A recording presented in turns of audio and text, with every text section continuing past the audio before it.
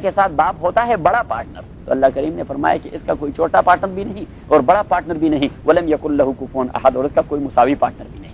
تو تین قسم کے پارٹنر ہوا کرتے ہیں، وہاں تینوں کا بیڑا غرق کر دیا کہ کسی قسم کے پارٹنرشپ کا کوئی تصور نہیں اللہ کے ہاں۔ یا ایھا الناس، او لوگو، اعبدوا ربکم، ایک مانیے پروردگار اپنے کو، الذی خلقکم، یہ الذی کو ہم یہ نحو اور اصول فقہ یا اصول تفسیر کے اعتبار سے موصول کہتے ہیں، اس کا اصطلاحی نام ہے موصول، سواد کے ساتھ موصول، اس کا وہ کہتے ہیں the one who said so and so. یہ ہو انگریزی میں جو ہو ہوتا ہے نا، ہاں انگریزی میں وہ آدمی جو کہ کل آیا تھا، یہ جو لفظ ہے جملے میں، وہ آدمی جو کل آیا تھا، یہ لفظ جو ہے اس کلمے کے اندر یہ ہے موصول، یہ ہے موصول، تو یہ الذی موصول ہے، اور یہ اس کے بعد جو خلقکم والذین من قبلکم، یہ سارا اس کو ہم اس کا صلہ اور بدل کہتے ہیں کہ یہ اس کا صلہ ہے، سواد کے ساتھ اس کا صلہ ہے۔ ایک قاعدہ عربیت کا، یعنی عربک لٹریچر کا ایک قاعدہ کہ جب موصول اور صلہ کلام عربی میں آ جاتا ہے تو وہ دلیل کے قائم مقام ہوتا ہے۔ اس کے قائم مقام دلیل اور علت کے قائم مقام ہوتا ہے۔ Subject and predicate something else. I will look into the grammar, what we can say in English grammar. میں نے مثال دے دی، مثال سے آپ خود ہی پک کر لیں کہ وہ آدمی جو کل آیا تھا، سمجھ گئے؟ وہ آدمی جو کل آیا تھا، وہ آدمی جس نے کل یہ کہا تھا۔ اب ان جملوں میں یہ لفظ جو یا جس، اس کو موصول کہتے ہیں۔ تو اب یہ جب علت کے مقام پر ہے اور علت ہے تو اس کا معنی یہ ہے کہ اللہ کریم نے فرمایا کہ یا ایھا الناس، او لوگو، اعبدوا ربکم، بندگی کیجیو اور ایک مانیو پروردگار اپنے کو۔ کیوں؟ اللہ تعالیٰ نے دعوت دے دی کہ یہ آپ ایک مان لیجیو پروردگار اپنے کو۔ کیوں؟ تو یہ بعد میں اس کی علت ہے، اس لیے الذی اذ هو الذی، اصل میں عبارت ہے اذ هو الذی، کیونکہ وہ ایک ایسی ذات ہے خلقکم جس نے آپ کو پیدا کیا ہے۔ صحیح ہے؟ اب ذہن میں بات آ گئی کہ یہ علت کے قائم مقام ہے۔ اذ هو الذی، یہ کاز ہے اس چیز کے لیے، اعبدوا ربکم کے لیے یہ کاز ہے کہ کیوں بندگی کیجیے اس رب کی، کیوں، کیا وجہ ہے؟ اللہ کریم نے فرمائی یہ وجہ تو ظاہر ہے، اذ هو الذی، کیونکہ وہ ایک ایسی ذات ہے خلقکم جس نے پیدا کیا ہے آپ لوگوں کو، والذین من قبلکم، اور ان لوگوں کو جو آپ سے پہلے تھے، الذی خلقکم، جس نے پیدا کیا ہے آپ لوگوں کو، والذین، اور ان لوگوں کو، من قبلکم، جو آپ سے پہلے تھے۔ اب پتہ، اب یہ نہیں کہا ہم سے بعد میں بھی تو لوگ آتے جائیں گے، اب ہمارے جنریشن تو آتے رہتے ہیں، بعینی ہوئی بات ہے والذین یؤمنون بما انزل الیک وما انزل من قبلک، یاد ہے آپ لوگوں کو کیا کہا تھا میں نے؟ ہم نے ایک مسئلہ پک کر دیا تھا، عقیدے کا مسئلہ، کہ اللہ کریم نے یہ فرمایا کہ وہ لوگ جو ایمان لائے ہیں پہلے والی کتابوں پر اور جو کہ ایمان لائے ہیں آپ والی کتاب پر یا آپ والی وحی پر، یہ نہیں کہا کہ آپ سے بعد والی وحی پر بھی ایمان لائیں گے، اس لیے کہ آپ کے بعد کوئی وحی ہے نہیں، وہاں سے ہم نے مسئلہ ختم نبوت پک کر دیا تھا، بلاخر سے چھوڑ دیں، وہاں سے ہم نے وہ مسئلہ ختم نبوت پک کر دیا تھا کہ پہلی والی وحی پر وہ ایمان لائے ہیں اور آپ والی وحی پر وہ ایمان رکھتے ہیں۔ ایسا نہیں فرمایا کہ آپ کے بعد جو وحی آئے گی اس پر بھی ایمان رکھیں گے، اس لیے کہ آپ کے بعد وحی آنے کا کوئی تصور نہیں ہے۔ بعینی ہی یہاں وہی مسئلہ ہے کہ الذی، وہ اللہ، خلقکم، جس نے پیدا کیا ہے آپ کو، مینز امت محمدیہ کو، والذین من قبلکم، اور ان لوگوں کو جو آپ سے پہلے تھے، مینز سابقہ امتوں کو۔ اب بعد میں کسی امت کا تصور تو ہے نہیں، جنریشن تو آتے رہیں گے لیکن وہ امت محمدی کے جنریشن ہوں گے، تو پھر مسئلہ ختم نبوت ہے، پھر ہے مسئلہ ختم نبوت۔ الذی خلقکم، سمجھ میں آ گئی بات؟ ہاں، الذی خلقکم، وہ اللہ جس نے پیدا کیا ہے آپ لوگوں کو، کچھ لوگ کہتے ہیں کہ جس نے پیدا کیا ہے آپ لوگوں کو مینز آپ مراد ہیں، والذین من قبلکم، اور ان لوگوں کو جو آپ سے پہلے تھے نا، کہ آبا و اجداد پیدا کر دیے تھے، تو ہمارے بچے بھی بعد میں بچے پوتے اور پڑپوتے بھی اللہ تعالیٰ پیدا کرتا رہے گا، تو پھر تو چاہیے تھا کہ وہ بھی کہتے وَيَخْلُقُ مَن بَعْدَكُمْ، آپ کے بعد جو جنریشن آنے والے ہیں ان کو بھی پیدا کرتا رہے گا، کہ نہیں ہمارے بعد ڈیوٹی کسی اور کو اسائن کر دی۔ صحیح ہے؟ تو ہم کہتے ہیں کہ یہ امتوں کا ذکر ہے کہ الذی خلقکم، جس نے آپ کو پیدا کیا ہے، مینز آپ کی امت جو امت محمدی ہے، والذین من قبلکم، اور ان لوگوں کو پیدا کیا ہے جو آپ سے پہلے تھے، مینز سابقہ امتوں کو، اور بعد میں تو کوئی امت ہے ہی نہیں، بس یہی امت محمدی up to the day of resurrection, یہی امت چلتی رہے گی۔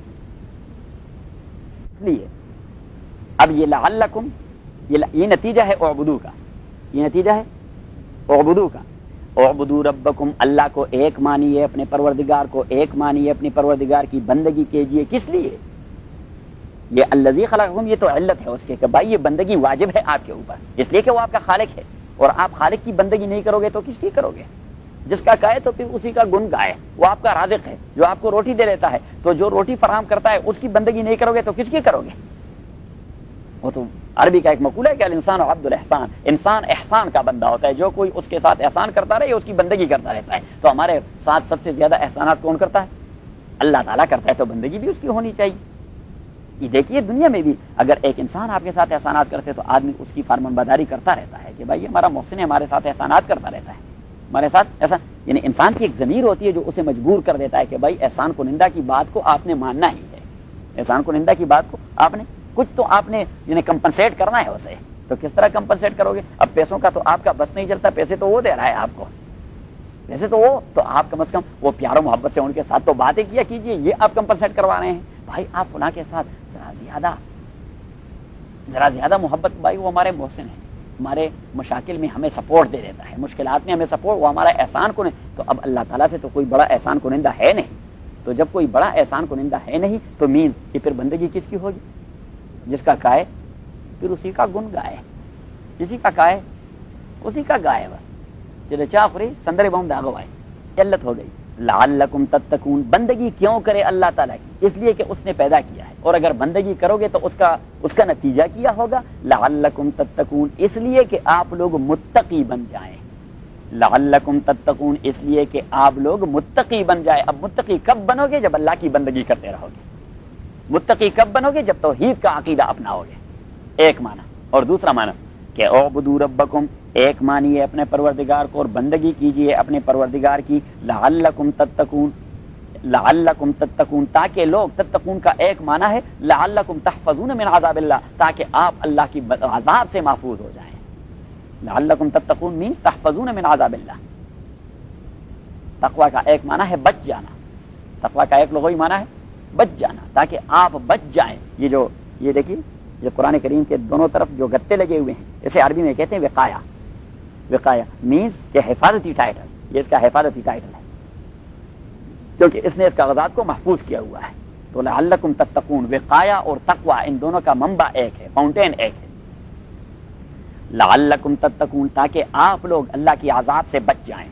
الذی جعل لکم الارض فراشا، اب دیکھیے اصول میں ہم نے کہہ دیا تھا کہ جب اللہ تعالیٰ توحید کا مسئلہ ذکر کرتا ہے تو وہاں دلائل کا سہارا لیتا ہے تاکہ بات کلیئر ہو جائے۔ تو وہاں ہم نے کہہ دیا تھا کہ دلائل کتنے قسم کے ہوں گے، اگر یاد نہیں تو کہیں کہ بس آپ بتائیں۔ اچھا، ہم نے کہا کہ ایک ہوں گے دلائل نقلی، ایک ہوں گے دلائل وحی، اور دوسرے ہوں گے دلائل عقلی، اور چوتھے ہوں گے دلائل وحی۔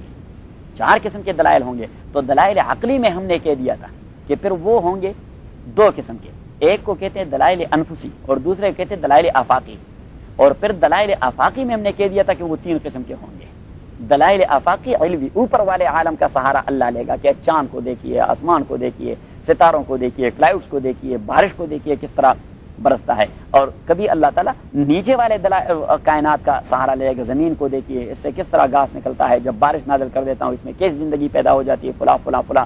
اور کبھی جو means the space in between sky and the land, in the earth اور اسکائی کے درمیان جو اسپیس ہے، اس میں جو کچھ ہوتا ہے، کلاؤڈز کو دیکھیے، پرندوں کو دیکھیے، ہواؤں کو دیکھیے، تمام وہ جو ہے نا اسپیس میں چلتے رہتے ہیں، اسپیس میں چلتے رہتے ہیں، تو اسے کہتے ہیں دلائل جوی۔ اب اللہ تعالیٰ نے یہاں پہلے تو دلائل انفسی کا سہارا لے لیا، الذی خلقکم، آپ کو پیدا کیا، آپ سے سابق امتوں کو پیدا کیا، جیسے کیا کہتے ہیں دلائل انفسی، اور اب دلائل آفاقی پہ جا رہا ہے تو 3 قسم کے دلائل کا سہارا لے رہا ہے کہ الذی جعل لکم الارض فراشا، یہ دوسری دلیل ہے کہ کیوں بندگی کیجیے اللہ تعالیٰ کی اور کیوں ایک مانیے اللہ تعالیٰ کو، اس لیے کہ الذی، یہ اللہ وہ ذات ہے، جعل لکم الارض فراشا، جعل لکم الارض فراشا، جعل لکم الارض فراشا، جس نے بنایا ہے آپ کے لیے الارض، زمین، فراشا، فرش۔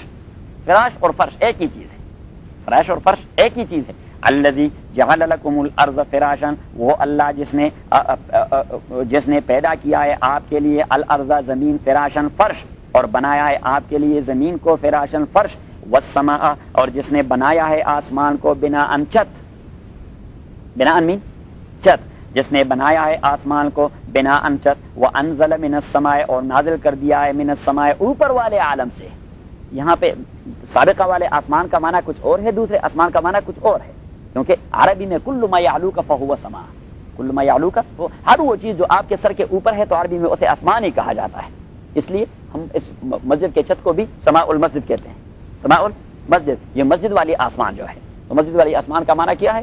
یہ چھت. تو فانزل من السماء وہ جس نے نازل فرمایا ہے من السماء اوپر والے عالم سے, وہ انزلہ اور نازل فرمایا ہے من السماء اوپر والے عالم سے ماء پانی, پانی ماء پانی, فاخرج به من الثمرات رزقا لكم فاخرج پس نکال دیا ہے به اس پانی کے ذریعے من الثمرات میووں سے. ثمرات یہ پلورل ہے ثمرہ کا, ثمرہ کا معنی میوہ سنگولر ہے, اور ثمرات یہ اس کا پلورل ہے کہ مختلف قسم کے اور مختلف انواع کے میوے ہیں.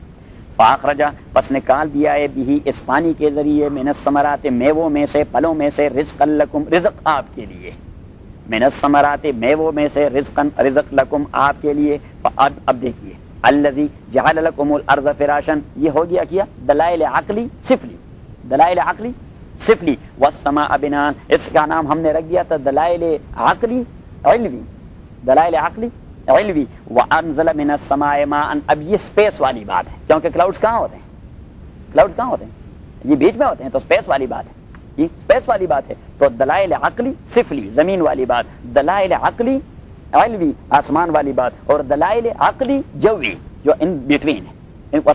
انزل من السماء ماء جس نے کلاؤڈ سے آپ کے اوپر پانی نازل فرمایا ہے. فاخرج بی من الثمرات نکال دیا ہے اس کے ذریعے من الثمرات میووں میں سے, رزقا روزی لکم آپ کے لیے. فلا تجعلوا للہ اندادا پس نہ بنائیے اللہ کے لیے اندادن, انداد یہ پلورل ہے ند کا, اور ند کا معنی ہے سملر, ند کا معنی ہوتا ہے لغت میں سملر. فلا تجعلوا للہ پس نہ بنائیے اللہ تعالیٰ کے لیے اندادن امثال, امثال اور سملر اس کے لیے نہ بنائے, ایکولز ان کے لیے نہ بنائے, کہ شرکا نہ بنائے, مینس شرکا اور پارٹنر نہ بنائے. فلا تجعلوا للہ پس نہ بنائیے اللہ تعالیٰ کے لیے اندادن شرکا اور پارٹنر. وانتم تعلمون اور حال یہ ہے کہ آپ لوگ جانتے ہیں کہ یہ سب کچھ اللہ تعالیٰ کر رہا ہے, تو پھر کیوں شرکا بنا رہے ہیں؟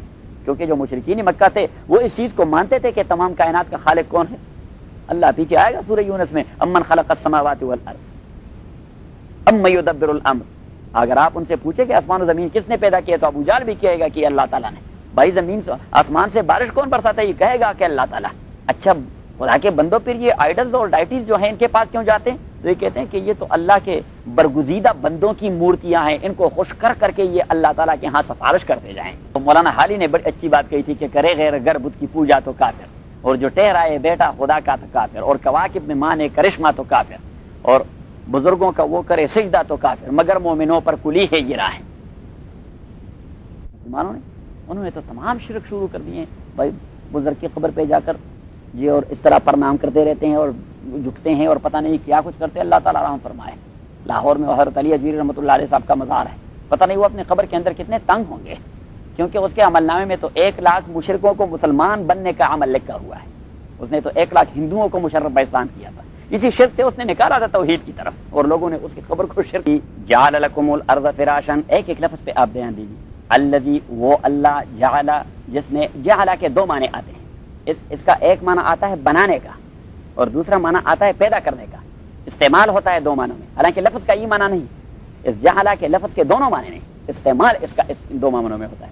الذی وہ اللہ, جعل لکم جس نے پیدا فرمایا ہے, لکم آپ کے لیے, الارض زمین, فراشن فرش, والسماء اور آسمان, بناء چھت, وانزل اور نازل فرمایا ہے, من السماء اوپر والے عالم سے, اوپر والے عالم سے, اوپر والی دنیا سے, ماء پانی, فاخرج پس نکال دیا ہے, بھی اس پانی کے ذریعے, من الثمرات پھلوں میں سے, رزقا رزق لکم آپ کے لیے. فلا تجعلوا پس نہ بنائیے, للہ اللہ تعالیٰ کے لیے, اندادن شرکا اور پارٹنر.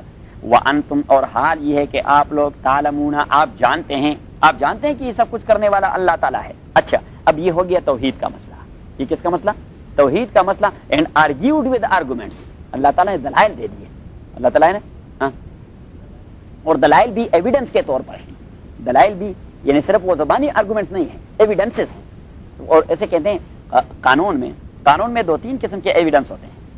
قانون میں 2-3 قسم کے ایویڈنس ہوتے ہیں. ایک کو کہتے ہیں ٹیسٹامنٹری اسٹیٹمنٹ، وہ کہتے ہیں بیان شہادت. کیا کہتے ہیں؟ بیان شہادت قانونی نام اس کا ہے ٹیسٹامنٹری اسٹیٹمنٹ. صحیح ہے. اور دوسرا ہوتا ہے سرکمسٹانشل ایویڈنس. دوسرا ہوتا ہے سرکمسٹانشل ایویڈنس کہ ہاں حالات اس بات کی گواہی دیتے ہیں کہ یہ قتل فلاں نے کیا ہوگا، اس لیے کہ 10 سال پہلے اس آدمی نے اس کا بھائی قتل کر دیا تھا. اسے کہتے ہیں سرکمسٹانشل ایویڈنس. یہ وکلاء اس چیز کا سہارا لے لیتے ہیں کہ بھائی کیوں دعویٰ کیا گیا راؤ صاحب نے فلاں آدمی کو، اس کو کیا ہوا تھا کہ فلاں آدمی کو اس نے مارا ہے. یہ 10 سال پہلے خدا نخواستہ راؤ صاحب کے بھائی کو اس آدمی نے مارا تھا یا اس کے بھائی نے مارا تھا. اسے کہتے ہیں کیا سرکمسٹانشل ایویڈنس. اور تیسرا کہتے ہیں فزیکل ایویڈنس. کیا کہتے ہیں؟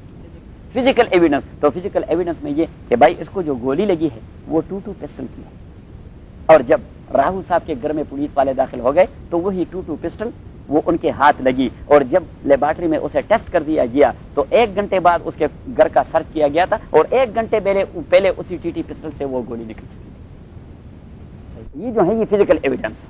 یہ توحید کے لیے کیا ہے؟ Physical evidence. چلو سیکھنا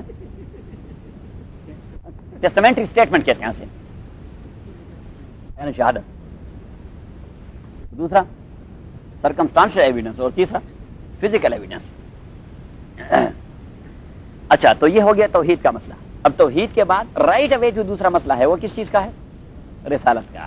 رسالت کا. اور میں نے کہہ دیا تھا کہ قرآن کریم کے اصل میں 4 چیزیں ہیں بنیادی مدعا، لیکن وہ 2 انٹرلنکڈ ہیں آپ کے ساتھ. جب ایک آرگیو ہو جاتی ہے تو دوسرا آٹومیٹکلی ثابت ہو جاتی ہے. اگر نبی کریم صلی اللہ علیہ وسلم سچا ثابت ہو تو قرآن برحق ہے، اور قرآن برحق ثابت ہو تو رسول کریم صلی اللہ علیہ وسلم سچا ہے.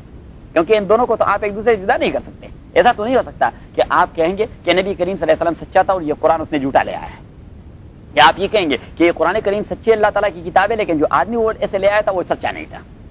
یہ دونوں تو انٹرلنکڈ ہیں. تو اس لیے اگر آپ ڈیٹیل کہیں تو 4 چیزیں ہیں، اور ڈیٹیل نہ کہیں تو پھر 3 چیزیں ہیں، کیونکہ 2 انٹرلنکڈ ہیں. اب یہ مسئلہ ہے رسالت کا. وَإِن كُنتُمْ فِي رَيْبٍ مِّمَّا نَزَّلْنَا عَلَىٰ عَبْدِنَا وَإِن، اور اگر، ان کا معنی ہے اگر، اور اگر کنتم ہیں آپ لوگ فی ریبن شک میں. ریب یہ لفظ پہلے بھی گزر گیا تھا، ذالک الکتاب لا ریب فیہ، کہ اس میں شک نہیں ہے. وَإِن كُنتُمْ، اور اگر کنتم ہیں آپ لوگ فی ریبن شک میں. فی کا معنی ہے میں، اس کے اندر ان آئی این. وَإِن كُنتُمْ، اور اگر کنتم ہیں آپ لوگ فی ریبن شک میں، مما نزلنا، مما اس قرآن کے متعلق، نزلنا جو نازل کیا ہے ہم نے، علی عبدنا اپنے بندے پر، علی عبدنا اپنے بندے پر. اور یہ دیکھیے نبی کریم صلی اللہ علیہ وسلم کا جب اللہ تعالیٰ تذکرہ کرتا ہے تو عبدیت سے زیادہ تذکرہ کرتا ہے. یہاں بھی کر دیا کہ علی عبدنا ہمارے بندے پر ہم نے جو قرآن نازل فرمایا. یہ نہیں کہ علی رسولنا جو اپنے رسول پہ ہم نے نازل فرمایا ہے. ایک دوسری جگہ فرمایا سبحان الذی اسری بعبدہ لیلا من المسجد الحرام، پاک ہے وہ ذات جس نے اپنے بندے کو آسمان پر اٹھایا. نہیں کہا کہ اسری برسول، جس نے رسول کو اٹھایا. تیسری جگہ فرمایا فاوحى الی عبدہ ما اوحى، فاوحى الی عبدہ ما اوحى، اللہ کریم نے وحی کی اپنے بندے کی طرف. نہیں فرمایا کہ فاوحى الی رسولہ ما اوحى، اپنے رسول کی طرف. اور ہم بھی کلمہ شہادت کہتے ہیں تو کہتے ہیں کہ اشہد ان لا الہ الا اللہ واشہد ان محمدا عبدہ ورسولہ، اس لیے کہ نبی کریم صلی اللہ علیہ وسلم نے رسالت کے اس ڈیزگنیشن اور منصب اور عہدے اور ٹائٹل سے پہلے اپنے آپ کو بندہ کہہ دیا. بندہ کہہ دیا. ارواح سے جب اللہ تعالیٰ نے پوچھ لیا، حضرت آدم سے اللہ تعالیٰ نے پوچھ لیا کہ من انت، آپ کون ہیں؟ تو اس نے کہا کہ انا آدم صفی اللہ، میں آدم ہوں، اللہ کا چوزن پرسن. صحیح ہے. حضرت نوح سے پوچھا گیا کہ آپ کون ہیں؟ تو اس نے کہا کہ انا نوح نجی اللہ، میں نوح ہوں جسے اللہ تعالیٰ نے نجات دینے کا فیصلہ کر دیا ہے. ابراہیم سے پوچھا گیا آپ کون ہیں؟ تو اس نے کہا نا ابراہیم خلیل اللہ، میں ابراہیم ہوں اللہ کا دوست. اور میں موسیٰ ہوں اللہ کا ہم کلام ہونے والا. اور میں عیسیٰ ہوں اللہ تعالیٰ کا روح اور فلان اور فلان. اور رسول اللہ صلی اللہ علیہ وسلم کے روح مبارک سے پوچھا گیا تو اس نے جواب دیا کہ انا محمد عبد اللہ ورسولہ، میں محمد ہوں اللہ کا بندہ ہوں اور اللہ کا رسول. صحیح ہے. تو بندگی سب سے بڑھ کر کمال ہے. انسان میں سب سے بڑھ کر کمال بندگی ہے انسان. اور اس کی وجہ یہ کہ رسالت وہ ہوتی ہے وہابی، that is God gifted, that is God. جبکہ عبدیت یہ گاڈ گفٹڈ چیز نہیں ہوتی، اس کے لیے آپ نے محنت کرنی ہوتی ہے. تو جو چیز آپ محنت سے حاصل کر جاتے ہیں وہ آپ کی کوالٹی ہے. جو کوئی آپ کو نواز شریف صاحب دے دے گا اس میں تو آپ کی کوالٹی کا کوئی دخل نہیں. اب بہت سارے الو کے پٹے بے نظیر انہیں وزیر بنا دیتی ہے یا نواز شریف انہیں وزیر بنا دیتا ہے، حالانکہ انہیں دستخط کرنا بھی نہیں آتا، تو ان کی کیا کوالٹی ہے؟ وہ تو پرائم منسٹر گفٹڈ کوئی چیز ہے ان کو جو مل گئی ہے. لیکن جو آدمی فزکس میں پی ایچ ڈی کر چکا ہے، ڈاکٹر عبدالقدیر خان، وہ تو محنت سے یہ مقام حاصل کر چکا ہے. صحیح ہے. تو عبدیت کا مقام یہ محنت سے حاصل ہوتا ہے، عبدیت کا مقام محنت سے حاصل ہو سکتا ہے. اس کا معنی یہ ہے کہ اللہ تعالیٰ کے ہاں محنت کی کتنی قدر و منزلت ہے کہ آدمی محنت کر کے کوئی مقام پائے، تو بار بار اسی محنت کے حوالے سے ذکر کرتا ہے کہ عبدی، ایک بات. اور دوسرا نقطہ یہ سمجھیے کہ رسول وہ تو اللہ کے ہاں سے پیغام نیچے اتار کر انسانوں کے پاس آتا ہے، یعنی اس میں تنزل ہوتا ہے نیچے آنے کا. رسالت تو اوپر والی چیز ہے، وہ کہاں آ جاتی ہے؟ نیچے آ جاتی ہے انسانوں کے پاس. جبکہ عبدیت کا مقام ایسا ہے کہ اس سے بندے کی پرواز شروع ہو جاتی ہے اللہ تعالیٰ کی طرف. تو نیچے آنا کوئی بہت بڑا کمال نہیں، اوپر جانا بہت بڑا کمال ہے. اوپر جانا بہت بڑا کمال ہے. اب ذیشان اپنے بزنس کو جس جگہ پہ پہنچا چکا ہے، اگر اس سے آگے لے جاتا رہے تو یہ اس کا کمال ہے. اگر یہ نیچے آتا رہا خدا نہ خاصا تو پھر تو یہ تنزل ہے، یہ تو کمال نہیں ہے. تم اور اگر تم ہیں آپ لوگ پیرے بن شک میں مما اس قرآن کے متعلق نزلنا جو نازل کیا ہے ہم نے علی عبدنا اپنے بندے پر، فاتو بصورت من مثلی تو لے آئیے بصورت ایک چھوٹی سی صورت، بصورت ایک چھوٹی سی صورت، مختصر سی صورت، ایک مختصر سی صورت من مثلی. اب من مثلی کے دو ترجمے ہیں. فاتو تو لے آئیے بصورت ایک مختصر سی صورت من مثلی، اور یہ مختصر سی صورت بھی ایسا آدمی کہہ دے جو محمد کی طرح امی اور الٹریٹ اور ان ایجوکیٹڈ ہو. لیکن پھر یہاں سے قرآن کا اعجاز ثابت نہیں ہوتا. اگر یہ ترجمہ ہم لے لیں تو پھر اس سے قرآن کریم کا اعجاز ثابت نہیں ہوتا. اور وہ جو بعد میں جو کلمات آتے ہیں وہ کلمات اس سے انکار کرتا ہے کہ یہ ترجمہ جائز نہیں. بھائی محمد جیسا ان ایجوکیٹڈ اور الٹریٹ آدمی وہ اس قسم کی صورت لے آئے، نو، اس سے تو قرآن کریم کا کوئی بڑا کمال ثابت نہیں ہوتا.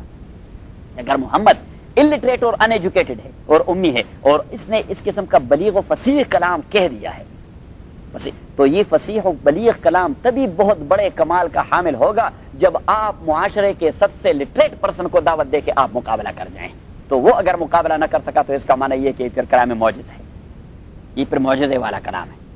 صحیح ہے. تو ترجمہ آپ لکھیے کہ فاتو بصورت تو لے آئیے ایک صورت من مثلہ، لیکن وہ صورت اس قرآن کی صورت کے مثل ہونا چاہیے. ایسا نہیں کہ آپ کوئی انگا بنگا کہہ دیں، کیونکہ وہ مسلمہ کذاب تھے.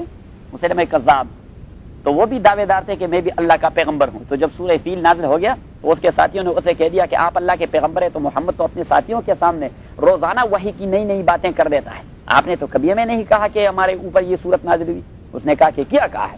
تو اس نے کہا کہ اب کے تو کہہ دیا ہے کہ الم تر کیف فعل ربک باصحاب الفیل، الم تر کیف فعل ربک باصحاب الفیل. کیا آپ کو پتا نہیں او محمد صلی اللہ علیہ وسلم کہ کیا کام کیا آپ کے اللہ نے ہاتھیوں والوں سے؟ الم یجعل کیدہم فی تضلیل، کیا اللہ تعالیٰ نے ان کے سارے تدبیر کو خاک میں نہیں ملایا؟ وارسل علیہم طیرا ابابیل، اور ان کے اوپر پرندے جھنڈ کے جھنڈ نہیں بھجوائے؟ ترمیہم بحجارۃ من سجیل، جو ان کو کنکروں سے مارتے رہے. فجعلہم کعصف ماکول، اور انہیں کھائے ہوئے گھاس کی طرح ریزہ ریزہ بنا دیا. اب دیکھیے اتنی بڑی ہسٹوریکل سٹوری کو صرف 5 جملوں میں اللہ تعالیٰ نے بند کر دیا. بڑی ہسٹوریکل سٹوری. تو اس نے کہا کہ یہ نازل ہوا ہے. تو اس نے کہا میرے اوپر بھی کل اس قسم کا نازل ہوا. اس نے کہا وہ کیسا؟ اس نے کہا اس نے عربی دان تو تھا، عربی تو اس کی زبان تھی. تو اس نے کہا کہ الفیل ملفیل، ہاتھی، اور تمہیں پتا ہے کہ ہاتھی کیا چیز ہے؟ وما ادراک ملفیل، اور آپ کو کسی نے کیا کچھ بتایا ہاتھی کے متعلق؟ لہو خرطوم وذنب طویل، اس کا ایک بہت بڑا سونڈ ہے اور بہت بڑی دم ہے. تو جو اس کے عقل مند ساتھی بیٹھے تھے اس نے کہا بیڑا غرق ہو آپ کا. وہاں تو 5 جملوں میں اتنی ہسٹری وہ سمو دی گئی ہے، اور آپ نے 4 جملوں میں صرف آپ وہاں کے سونڈ کے اس کے گانڈ کی طرف آئے. بس وہاں سونڈ سے ہو کے گانڈ کی جانب پہنچ گئے. 4 جملوں میں آپ نے صرف اتنا سفر کر دیا. وہاں اللہ تعالیٰ نے 5 جملوں میں پوری ہسٹری کو کور کر دیا. اللہ کریم نے فرمایا کہ نہیں، اس قسم کے انگا بنگا سے کام نہیں چلے گا، ادھر ادھر کی باتوں سے. اور اگر آپ نے مقابلہ کرنا ہے تو پھر اس طرح کرو گے جس طرح، یعنی مثلا قرآن کریم کی مختصر صورت ہے انا اعطیناک الکوثر، ہم نے آپ کو خیر کثیر دے دیا ہے. فصلی لربک وانحر، لہذا آپ بدنی عبادات کیجیے اور مالی عبادات کیجیے. ان شانک هو الابتر، جو آپ کے بدخواہ ہیں ان کا کوئی نام نشان باقی نہیں رہے گا. 3 جملے ہیں مختصر. دیکھیے تمام دین کو اس میں بند کر دیا. ہم نے آپ کو خیر کثیر دے دیا ہے، بہت بڑا خیر دے دیا ہے. اب آپ کی ڈیوٹی کیا ہے؟ مالی عبادت کرتے رہیے اور بدنی عبادت کرتے رہیے. بدن کو اللہ کے راہ میں اور مال کو اللہ کے راہ میں. جو دشمنوں کا مسئلہ ہے ان کا کوئی نام و نشان باقی نہیں رہے گا. دیکھیے اگر ایک آدمی ایک بڑی کتاب لکھے تو اس قسم کی جامع باتیں وہ اس میں اندر نہیں آ سکتی. یا تو اللہ کریم نے فرمایا سورہ کوثر کا مقابلہ کیجیے. اور عربوں کا طریقہ تھا، میں نے آپ کو بتا دیا کہ وہ ایک مصرع بنا کر بیت اللہ کی دیوار پر لٹکا دیتے اور باقی شعراء آ کر وہ اس پر اپنا اپنا شعر کہہ دیتے. پھر اس کی جو جیوری ہوتی وہ جیوری اس میں نوبل پرائز کا فیصلہ کر دیتی کہ یہ شعر جس نے لکھا ہے اسی کو اس سال کا سب سے بہترین شاعر قرار دیا جاتا ہے. جب سورہ کوثر نازل ہو گئے تو ایک مسلمان نے اونٹ کے چمڑے پر اسے لکھ کر بیت اللہ پر آویزان کر دیا کہ انا اعطیناک الکوثر فصلی لربک وانحر ان شانک هو الابتر. اس سال کا جو نوبل پرائز انعام یافتہ تھا وہ آگے بہت بڑے شاعر اس کے کہ بھائی یہ کس نے عجیب کلام لکھا ہے. تو جو نوبل انعام یافتہ تھا وہ آ گیا، اس نے دیکھ لیا، کسی نے کہہ دیا کہ آپ اس پر ایک جملہ تو کی دیجئے، 3 تو یہ ہیں، چوتھا آپ کہہ دیجئے. تو اس نے چوتھا جملہ کہہ دیا کہ ما ھذا قول البشر، یہ انسانی کلام ہے نہیں کہ اس پر کوئی جملہ کہا جائے. یہ انسانی بات نہیں ہے، انسان کا بنایا ہوا کلام ہے نہیں کہ اس پر کوئی بات کی جائے. تو وہ مجبور تھے اس کو کہ مان لے، اس لیے تو وہ مقابلہ نہ کر سکے.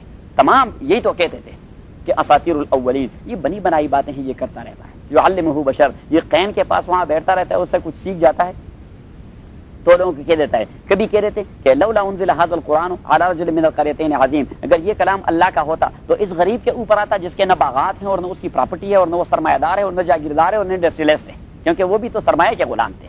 انسانوں کی یہ طبیعت رہی ہے کہ یہ ہمیشہ سرمایہ دار اور جاگیرداروں کے غلام رہتے ہیں، ذہنی غلامی میں مبتلا ہوتے ہیں. تو انہوں نے بھی کہا کہ اگر نبوت آنی تھی اور کلام آنا تھا اللہ تعالیٰ کا اور اللہ نے باتیں کرنی تھی اسے غریب سے کرنی تھی.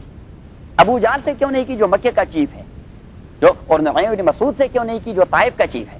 تو اللہ کریم نے فرمایا کہ ہم یقسمون رحمت ربک، یہ نبوت تو میری رحمت ہے، میری رحمت کا ڈیپو اور ایجنسی تو میں نے ان بدبختوں کو نہیں دی کہ یہ مجھے آدمی بتائے کہ یہ ڈیپو اس کے نام پر. اب یہ تمام اعتراضات کرتے رہے، لیکن جب اللہ تعالیٰ نے کہا کہ چلو مقابلہ کیجیے، مقابلہ کیجیے، سب سے پہلے کہہ دیا کہ لئن اجتمعت الجن والانس علی ان یاتوا بمثل ھذا القرآن یاتون بمثلہ، پورے قرآن کا مقابلہ کیجیے. وہ سرنڈر ہو گئے، نہیں کر سکتے. امپلائڈلی، ایکسپریسلی نہیں، بدبخت ہوتے، مانتے نہیں تھے. امپلائڈلی کیونکہ مقابلہ نہیں کیا. تو اللہ کریم نے فرمایا فاتوا بعشر سور مثل مفترعات، چلو 114 صورتیں چھوڑ دیجیے، 10 صورتوں کا مقابلہ کیجیے. وہ پھر سرنڈر ہو گئے. اللہ کریم نے تیسرا چیلنج دیا کہ فاتوا بسورۃ من مثلہ، ایک مختصر سی سورت جو 3 آیتوں پر مشتمل ہے، انا اعطیناک الکوثر فصلی لربک وانحر ان شانک هو الابتر. یا سورہ عصر کا مقابلہ کیجیے کہ والعصر، مجھے انسانی تاریخ کی قسم ان الانسان لفی خسر، انسان ہے خسارے میں، الا الذین آمنوا، جو 4 نکاتی ایجنڈے کو اپنائے ہوئے ہیں وہ خسارے اور زیان سے اور نقصان سے بچے ہوئے ہیں. الا الذین آمنوا، جن کا عقیدہ صالح وعملوا الصالحات، اعمال صالح وتواصوا بالحق، دوسروں کو بھی ساتھ ملاتے ہیں، وتواصوا بالصبر، اور اس میں اسٹیبلٹی، پیشنس اور صبر کا مظاہرہ کرتے ہیں. 4 نکاتی پروگرام، 3 آیتیں اور 4 بس انسانی زندگی اس سے بن جاتی ہے. تو اللہ کریم نے فرمایا اس قسم کی ایک صورت پہ آئی. ان کنتم، اور اگر ہیں آپ فی ریب شک میں مما، اس قرآن